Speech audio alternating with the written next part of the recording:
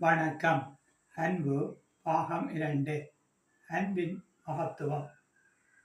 அன்புக்கும் உண்டோ அடைக்குந்தாள் ஆர்வலர் புன்கண்ணில் பூசல் தரும். அன்பிறார் எல்லாம் தமக்குரிய அன்புடையார் என்பும் உரியர் பிறர்க்கு. அன்பின் வழியது உயிர்நிலை அகரிலார்க்கு என்புதோல் போர்த்த உடம்பு என்பவை திருக்குறள். இக்குறள்கள் ஊடாக கூறப்படுவது யாதெனில், அன்புள்ள ஒருவர் அன்பினை வெளிப்படுத்த வேண்டிய இடத்தில் வெளிப்படுத்துவார். அன்பினை ஒருபோதும் அடைத்து வைக்கவோ மறைத்து வைக்கவோ தாழ்பாலிட்டு பூட்டி வைக்கவோ முடியாது. ஒருவர் தனது அன்பினை செயற்பாடுகள் மூலமாகவோ அல்லது உரையாடல்கள் மூலமாகவோ வெளிப்படுத்துவார். ஏன், மௌனமாக இருந்து கூட அன்பினை வெளிப்படுத்த முடியும். ஒருவரை சந்திக்கின்ற பொழுது அவர் விழிகளிலிருந்து சொட்டுகின்ற நீர் அந்த நபர் மீது வைத்திருக்கின்ற அன்பினை அடையாளப்படுத்திவிடும். இவ்வாறான அன்புள்ளவர்கள் தங்களுடைய உடல், பொருள், ஆவி, என்பு அத்தனையையும் பிறருக்காக அர்ப்பணித்து வாழக்கூடியவர்கள்.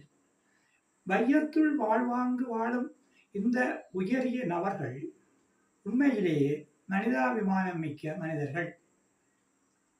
இவர்கள் வாழ்வதனால்தான் உலகிலுள்ள உயிர்கள் நிம்மதியாகவும் சந்தோஷமாகவும் சுதந்திரமாகவும் வாழ்கின்றன.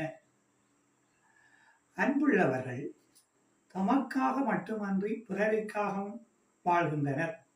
நல்லார் ஒருவர் உளரில் அவர் பொருட்டு எல்லோருக்கும் பெய்யும் மழை என்பார் மூதுரையில் ஔவையார். ஒரு இடத்தில் நல்லவர் இருந்தால் அவருக்காக பெய்கின்ற மழை அந்த இடத்தில் உள்ள எல்லாருக்கும் பயனை கொடுக்கும்.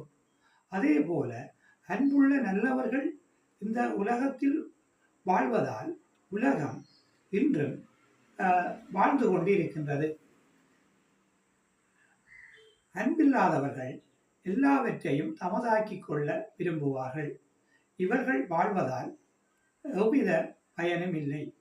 இவர்களுடைய உடல், எலும்பு என்பன வெறும் கூட்டுக்கு சமனானது. இவர்களுடைய உடல் வெறும்பும் எலும்பும் தோலும் கூடிய ஆகும். அன்புள்ளவர்களுடைய உயிரும் உடலும் உன்னதமானவை. இப்படிப்பட்ட அன்புள்ளவர்கள் இந்த உலகத்திலே வாழ்வதால் தான் இந்த உலகம் இன்றும் சரியான ஒரு பாதையில் பயணித்துக் கொண்டிருக்கின்றது. மக்கள், உயிரினங்கள் எல்லாம் நலமாக